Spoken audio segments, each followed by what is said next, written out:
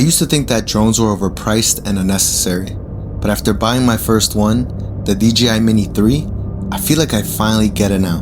Because shots like this, and this became effortless.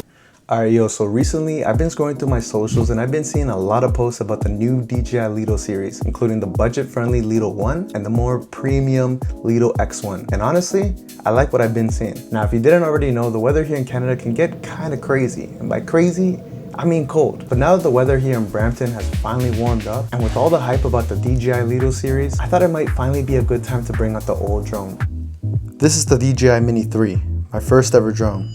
Alright, now real quick, let's talk about what actually made me purchase this drone in the first place. Growing up, I always heard people talk about drones, the type of shots you can get, the quality, and as a kid, once I looked up the price, I would just close that tab. Eventually, as I got older, I started working, so I closed my eyes and I made the purchase, and honestly, I don't regret it. Listen, when it comes to tech, I'm still a complete beginner. So making videos like these really helped me get educated on tech in general. First thing to consider if you're thinking of buying this drone is what exactly you're planning to use it for. Because one of the first things I noticed when I initially bought this drone was how small it was. I can literally fit it into the palm of my hand. Now yes, it's convenient when it comes to packing it in your bag and bringing it with you to different locations. But at the same time, because of its small size, I noticed there's a risk when it comes to wind. Don't get me wrong, under great conditions, it's fine, but just something to keep in mind. I bring up its size because a while back, I bought a bag to hold my tech, and with all the stuff I have in there, this just makes it easy to bring around with me, letting me be able to take more cool shots like this.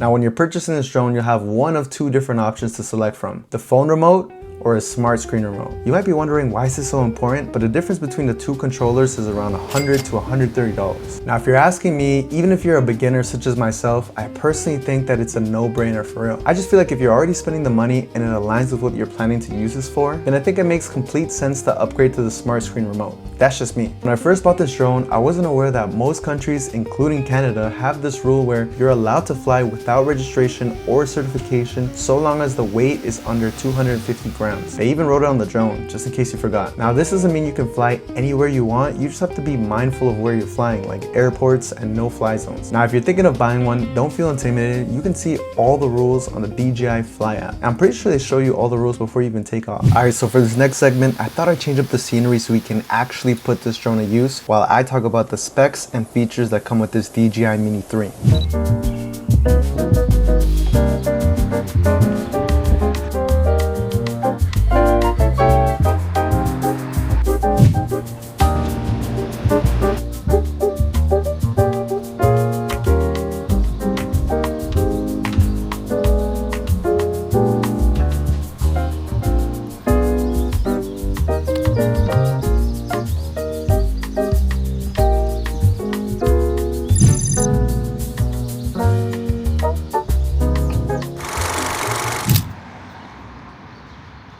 Feels good to be back downtown, man.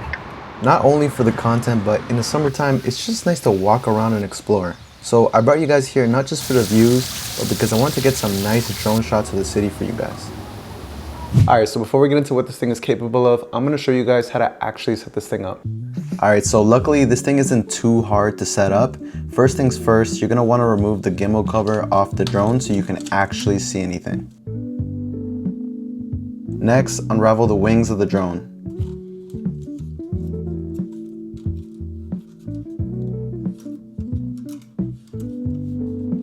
Now, really important, don't forget to pack your SD card. You wanna know how many times I've packed my bag, I planned to drive to a location, drove to the location, did all my steps, unraveled my drone, and then I realized that I forgot my SD card. So definitely don't wanna forget that step. Now that that's out of the way, find a flat surface to put this on. Moving on to the controller, I can't help but mention how much I'm feeling this design. But first we have to set this thing up. Attach these knobs to the remote, which can be found right here on the back. You just screw them on. It's really straightforward, and now you can control your drone. To check the battery, just click the power button once and it'll show you how many bars of battery life you have left. And to power it on, hold down the power button for a second time. Once you hear that sound, it's on. Same with the drone. To check the battery, just click once, and to power it on, just click and hold for a second time. When you see the gimbal wiggle and rotate, that means your drone is calibrating its sensors. And after you're done all that, look at the controller screen. A live feed from the camera will pop up once the drone and the remote are linked up. Flying is simple, but I don't know if I want to do it inside here. All you gotta do is click this button right here and hold it for takeoff, which I am not gonna do. Oh shoot. Bro, this drone almost hit my light. New rule, from now on, drones only outside of the house, no more inside the house. All right, so I was contemplating how to start this, but I guess let's talk about how this drone shoots in 4K, which in 2026 feels like it should just be standard at this point. Like, I can't imagine getting excited over 3K footage nowadays. That would personally be a deal breaker for me, honestly.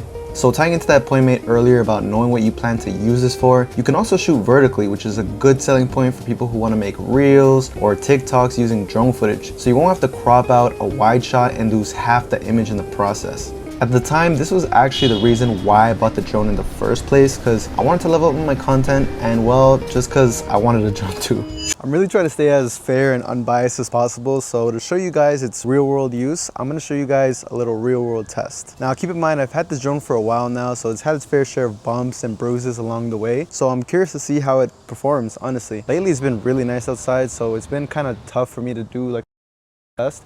I tried to pick a day where it's like kind of nice and also a little bit windy, so let me show you guys what the weather's looking like. All right, so hopefully you guys can see it's 19. The wind gusts are up to 16 kilometers per hour, so let's see how this thing does. All right, so without further ado, let's just get into this. This is actually shot number 2, so start it up, record, going up. First thing I want to do is actually look down so you can see us. There we are. Now, what I'm looking for when I'm looking for drone footage is how stable it is in the sky. Like, I don't want to be taking horizontal or vertical footage and it's just shaky, you know what I mean? So right now what I'm going to do is go vertically and let's try to reach the max limit. So let's go up, up, up, up, up. Maybe we pan down a little bit like this. Cool. Okay, so we're at max altitude right now. The footage looks pretty stable to me. Now, just like with getting vertical footage, I also want to look at getting horizontal footage. So I'm going to do the same thing. I'm going to pan over. I'm going to start going right, and I'm going to start panning over, looking right slightly. So I'm going horizontally now. It's looking good. Maybe we go back. Get a nice shot to the road and the houses. Looks pretty good to me. Okay, at this point I want to get a different type of shot, so let's look around, see if there's anything else cool. Let's go forward and let's aim down right now. Nice. Cool, cool, cool. You can do the opposite too. Start to pan over a little bit up and to the right. Move back. No. Okay, so we're gonna move left and pan over right at the same time, but very slowly. So it'll be like this, starting to move left. It's pretty good. Looks stable. Yeah, I mean, that's pretty good to me. I mean, the footage looks very stable. Doesn't look like it's shaking a lot. And again, the higher you go, the more wind gust it's gonna be. I don't know if you guys can hear it, but even right now I can hear the wind. So, I mean, it's showing out pretty well. So for me, it's a dub.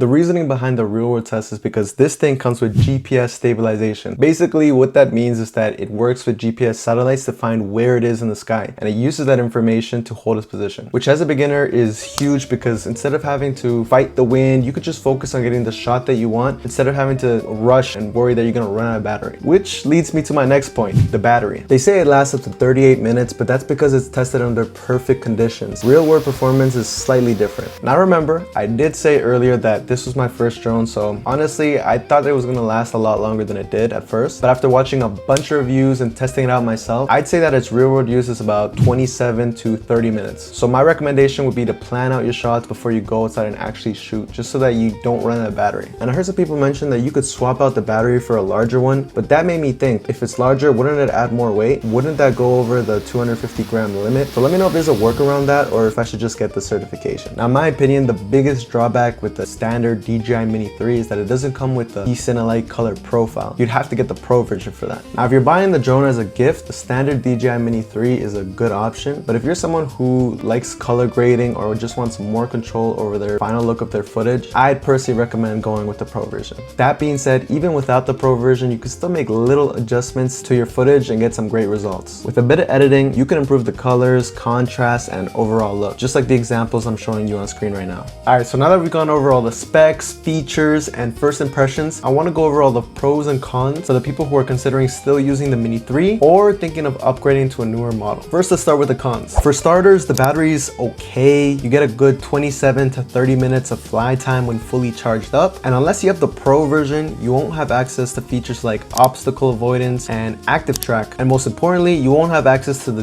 Cinelite color profile without the Pro version. And that's all the cons I can really think of. Now let's move on to the pros that come with the Mini 3. You get access to a premium sensor drone with 4K quality. You also get access to true vertical shooting, which unlike other models, crop your frame digitally. But since the Mini 3 has a gimbal, it can rotate 90 degrees, which is ideal for TikToks, YouTube Shorts, and Instagram Reels. And since it's a lightweight, compact drone weighing in at 249 grams, it's easy to pack in your backpack to bring along with you. Not to mention that there's no registration barrier due to the size. And finally, it's just a smart economic decision since the price is much cheaper than if you were to purchase one of the newer models. Alright, so those are my thoughts on the DJI Mini 3. Look, if you're in Toronto, you know that the World Cup's going on, you know that the city is a vibe right now. So now is the perfect time for you guys to get some good drone shots. And not only just that, but it's a good opportunity if you're a beginner like me to go outside and keep growing and keep learning more about everyday tech. And I get it, not everybody has $600 or $700 to invest in a new model drone. That's why sometimes buying the older model like the DJI Mini 3, especially when you're a beginner, it can serve as like a good introduction to actually learning how to use these things. And eventually when you learn how to use it, you actually get some pretty fire footage with this thing. But yeah guys, I'm gonna head out. I hope you guys enjoyed the video. If you did, I'd appreciate a like, comment, a follow. Hope you guys enjoyed it. I'll see you guys in the next one.